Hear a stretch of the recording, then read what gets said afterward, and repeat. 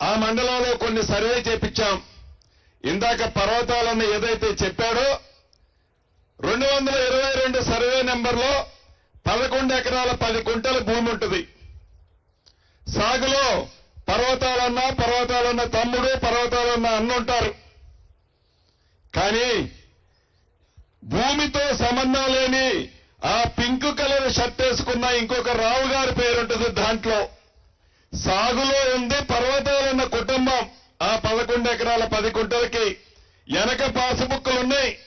ఆ మాయదారి ధరణిని తీసుకొచ్చి ఎవరైతే సాగులో ఉన్నారో, ఎవరిదైతే పాసుబుక్ ఉందో ఆ పాసుబుక్ లో, ఆ ధరణిలో ఈ పర్వతాలన్న పేరు కుటుంబం కనపడదు.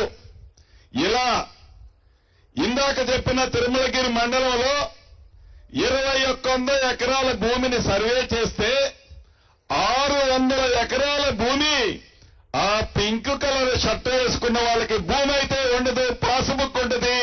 ఆ రైతు బంధు ఆ పింక్ కలర్ వాళ్ళ కోసము ఆనాటి దొరగారు పెట్టిన కార్యక్రమే అది ఈనాడు ఈ పర్వతాలన్న కూడా ఇక్కడ అనుభవిస్తున్నాడు.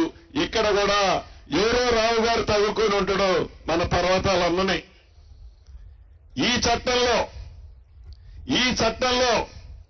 ఎవరైతే పొజిషన్లో ఉన్నారో, ఎవరి పొజిషన్లో ఉందో ఆ పొజిషన్లో ఉన్న వారికే పాస్బుక్ ఇచ్చే అవకాశాన్ని ఈ చట్టంలో కల్పించాము.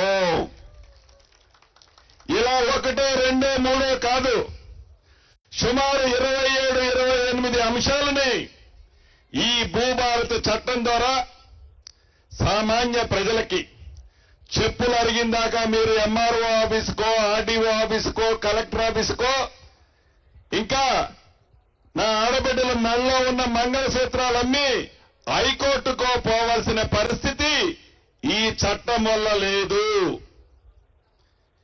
మీ గ్రామానికే మన రెవెన్యూ అధికారులు వస్తారు. గతంలో ఇందాక అక్క చెప్పినట్లు అప్లికేషన్ గా నాడు 1000 రూపాయలు తీసుకునేది.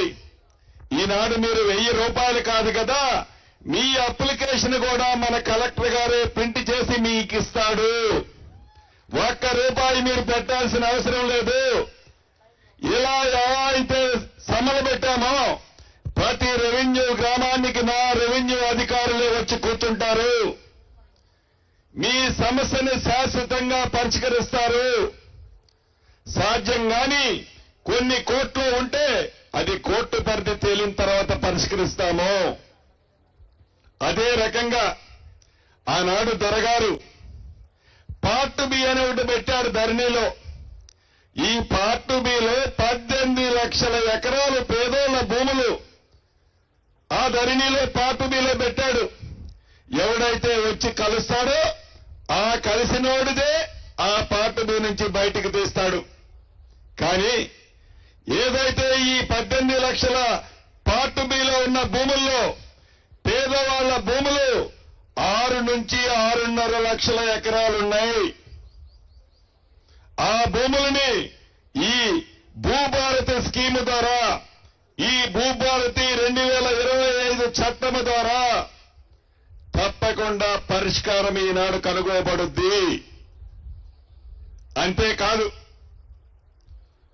అర్ధరాత్రి ఆనాటి దొరగారికి మైండ్లోకి ఒక ఆలోచన వచ్చింది.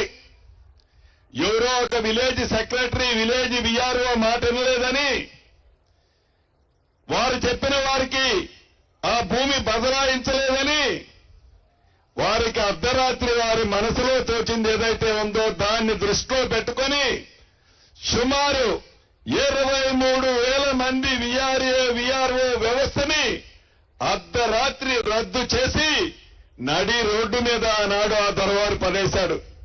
మీరు ఒక్క నిమిషం ఆలోచించండి. ప్రతి గ్రామంలో